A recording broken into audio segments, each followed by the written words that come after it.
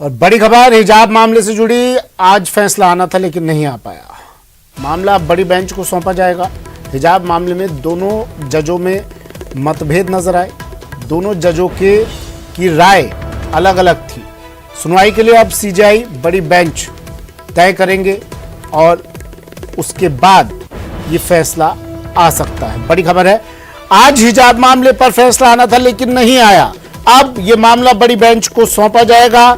एक जज ने कहा कि स्कूल है, सभी बच्चों को समान माना जाता है और एक ड्रेस कोड होता है वहां पर जो सभी विद्यार्थियों के लिए, स्टूडेंट्स के लिए लागू होता है। लेकिन दूसरे जज ने कहा कि हमें धर्म के मामले में नहीं बोलना चाहिए। तो इस मामले पर थोड़ा मतभेद नजर आया। अब बड़ी बेंच को मामला सौंपा जाएगा। आज का जो जजमेंट था हिजाब का, बहुत दिन से जिसके ऊपर इंतजार था, वो आज कोर्ट ने प्रोनाउंस कर दिया है और इसके अंदर स्प्लिट जजमेंट आया है। इसमें ऑनरेबल जस्टिस हेमंत गुप्ता साहब ने उसको जो है अपील को जो है उन्होंने डिसमिस करा है और जीओ वगैरह जो थे कर्नाटका गवर्नमेंट के उसको अपहेल्ड करा है। लेकिन justice Gulia honourable justice Gulia ने डिफरेंट व्यू लिया है इसके अंदर, इस मैटर के अंदर, और उन्होंने इस मैटर के अंदर उसको अपील्स को अलाउ करा है और उन्होंने 3 पॉइंट्स के ऊपर इसको मेन एम्फेसिस दिया है। उन्होंने एक तो बिजॉय मैनुअल का जो जजमेंट है सुप्रीम कोर्ट का, उस पर रेफर करा है और उसके बाद उन्होंने ये जो चॉइस है, जो अपना सिर के ऊपर किसी को हिजाब रखना है या किसी को कवर करना है, ये लेडी का अपना चॉइस है, तो इस पॉइंट के ऊपर भी उन्होंने एम्फेसिस दिया है।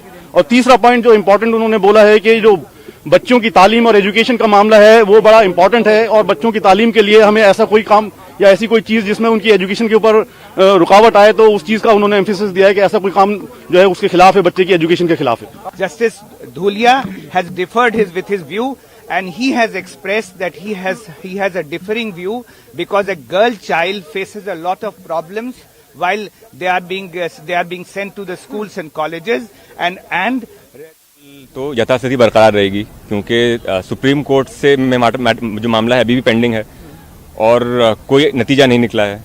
तो यथास्थिति जो थी वो बरकरार रहेगी जब तक चीफ जस्टिस जो है बेंच कॉन्स्टिट्यूट नहीं करते, जो या तो इंटरिम ऑर्डर कोई पास करें या फिर सुनवाई करके फाइनल जजमेंट दें, तब तक तो यथास्थिति बरकरार रहेगी।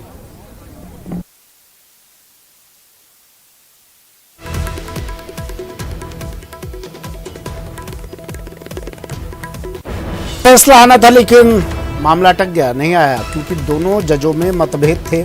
दोनों जजों की राय अलग अलग थी। एक जज इसके पक्ष में था, एक जज विपक्ष में थे। तो अब सुनवाई के लिए सीजेआई तय करेंगे बड़ी बेंच।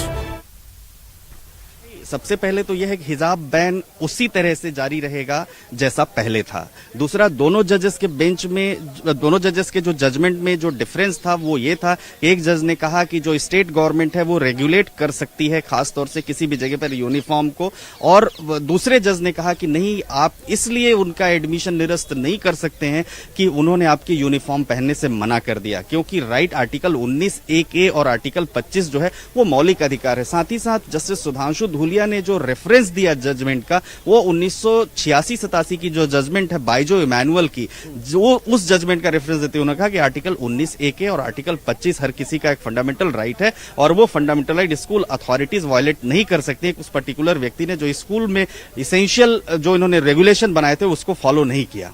लेकिन एक बड़ा सवाल इस मामले में ये रखा गया कि अगर कोई इस्लामिक लड़की है तो उसके जीवन को बेहतर बनाने के लिए अगर वो अपने धार्मिक अंग को हिस्सा मानती है या धार्मिक ड्रेस को, परिवेश को हिस्सा मानती है, तो उस पर रोक नहीं लगाई जा सकती है।